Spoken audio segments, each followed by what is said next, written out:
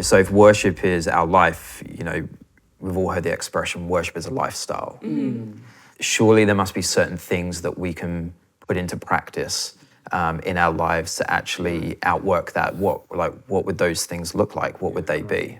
For me personally, I went on this journey, even in my own quiet time with God, where I felt I needed to come, with like a bit of an agenda. Well, I'm going to pray for them, and I'm going to think about this, and then I'm going to do that. And I learned over that time, really, through some of the things I was reading and through focusing on John 15, this word abide. In John 15:4, Jesus says, "Abide in me and I in you, as the branch cannot bear fruit by itself unless it abides in the vine. Neither can you unless you abide in me." This word abide that Jesus used means to remain, stay, dwell, or be present in a given place, state, or relation. God's saying, come spend time. Leave the agenda. Leave the agenda. No matter how noble or well-intentioned the agenda is, you only know how to come to me to do something. Either thank or ask, or he's like, what about like with a friend? The good friend, you can just sit. You can be. And so I had to practice time enjoying the presence of God without this agenda, without this kind of thing of like what I'm going to do in his. And I think for me, again, in worship, corporate or on our own, that for me was what does it look like day to day? It means not giving him the scraps for me. So when's my best energy? When's my best time? I want to give him out of that. So I would actually set alarms and do some like times with God at times of the day when efficiency would say, that's not a good time. So instead of falling asleep with my Bible on my, that's the scraps of my energy, right? Now, I'm not saying it's not good to read scripture before bed. That's good. But if that's the only time you give, so I want to give you the best of me. So what that says to me is that you basically have devoted time. And I think that's what it is about your devotion towards God. And I think of, as you just said, it's a lifestyle. And I consider it like being married. I'm a married woman. I sit here, I'm not with my husband, but I'm still married. And what I do, I live as a married woman, even though I might not be with him all the time, but I know in my mind and my state of being is married. And I think that's like when you worship God, I worship God. Whether I'm in church or whether I'm with people, this is still my status and my stance is that I'm a worshipper of God. And so that guides how I live and what I do and how I say. And and in a marriage, sometimes you want to think, we've not spent enough time, just me and you. So you put time together to make that relationship stronger. And I think that's the same with God, that when you devote time, there's something about that. You have set things aside because you want that relationship to be stronger. You're intentional about it. That's the word, intentional about how you are spending time. But then also, because I know some people who set alarms for certain times for prayer, and I think about that time. I'm like, I really don't want to be up at that time because we're all different in how we do things. But I'm a sort of person, I will walk along to the station and I'm talking to God, and that's how I relate to him. And I think that's another, going back again, that right and wrong way. We're individuals who show maybe love languages in different way. But I think God, as we've touched this as well, knows your heart and what you're doing and where it's coming from. So I think it's about devoting time and making that from the heart. I think one of the other things for me is just always trying to stay thankful. Like always be thankful for what God is doing, and not just what he's doing, but just for who he is. And if he never did anything more than he's already done in my life, in my family's life, in my friend's life, then that should be enough. And just being really thankful for all that he's done. And it's never usually the big things. It's always like just the little things.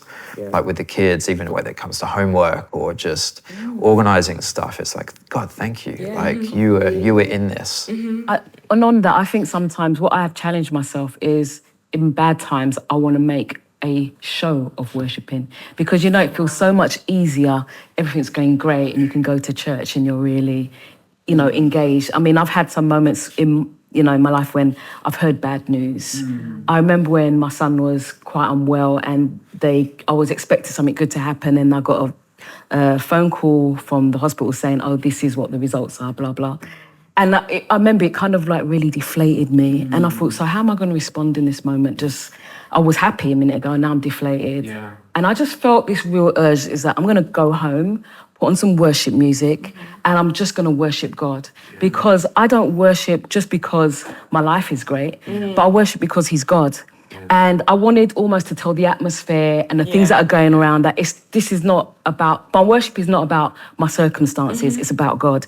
And I went home and I just put music on and I just worshipped, and as I sang. And the result of that was, like, the results were still the same, but I just felt uplifted.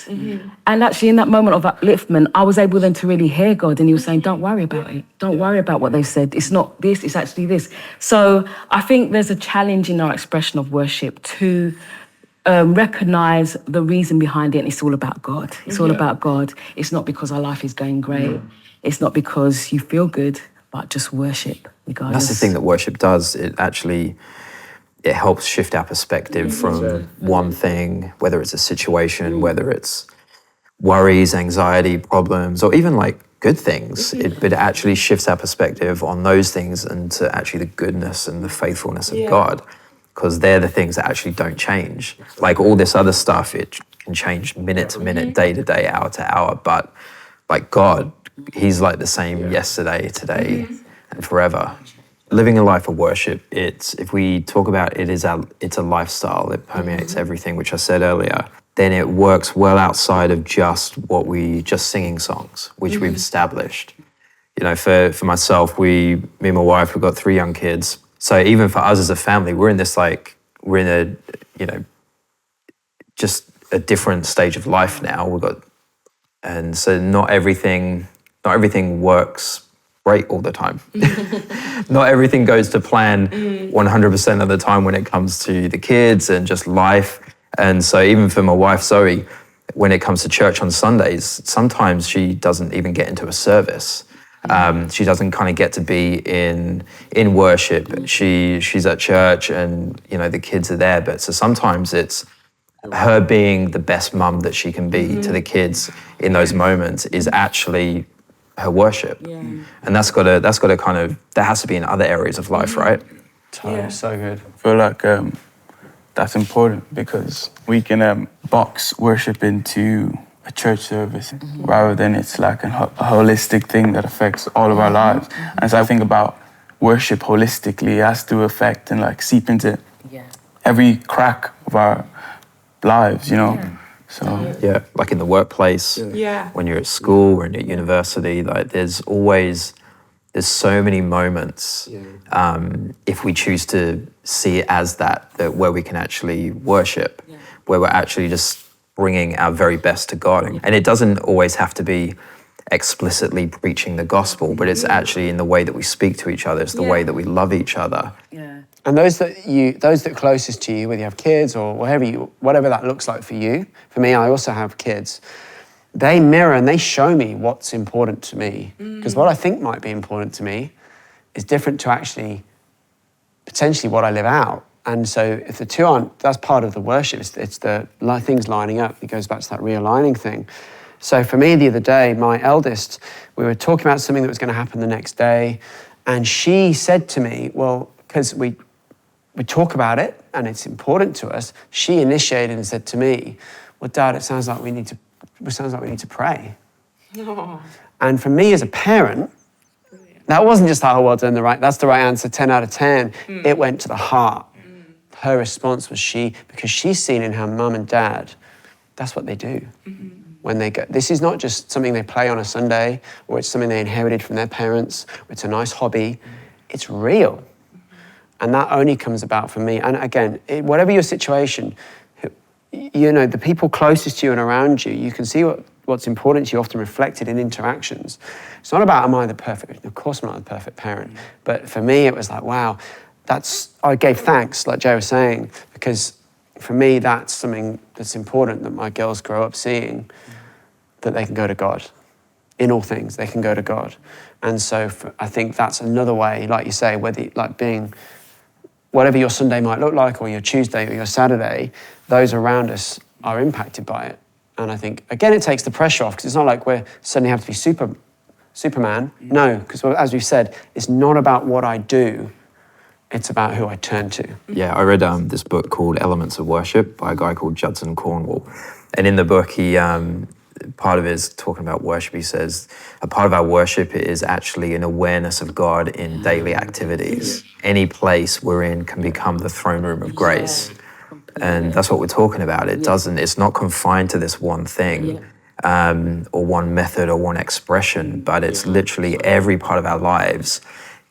We can be aware of God at work, or we can be aware of God's presence in the best situations and the toughest situations that we all face at some point, right? Yeah.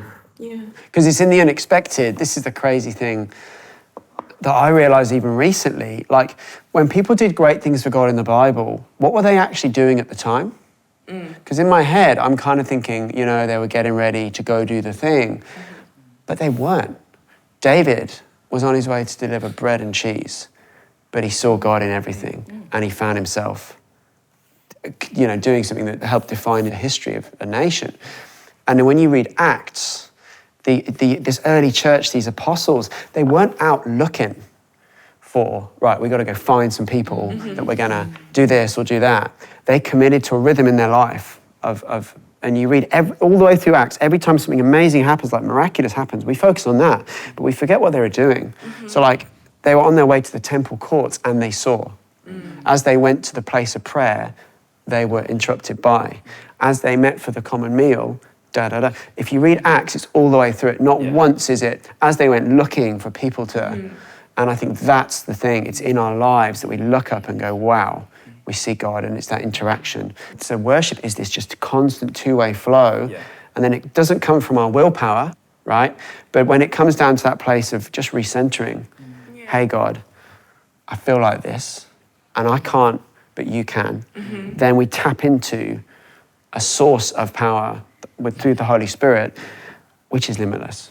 Everything you're speaking about like returns us to like a simple truth of like a holy ordinary, where it's like every day has to, and every little thing has to be holy before God. And it's like the willpower thing, knowing I can't do it. I think of Matthew 5, where Jesus is speaking Sermon on the Mount. It's like everything is so countercultural, but it's the first one that always gets me. It's like, blessed are the poor in spirit, for theirs is the kingdom of heaven. And it's like that takes away anything to do with willpower, because it's like I'm spiritually poor. I'm like spiritually bankrupt, and like I can only do, the only thing I can do is receive and bring myself. I can't bring my routine. I can't bring, although that's so important, but it's like, it's not it in itself. Like a routine without God is just a routine. So it's like I can't bring anything but myself, and everything, this call to like a holy ordinary is so countercultural, because everything is just in a rush. Everything is like so fast. And it's like, so with a countercultural thing, that's like, just holy ordinary, I guess.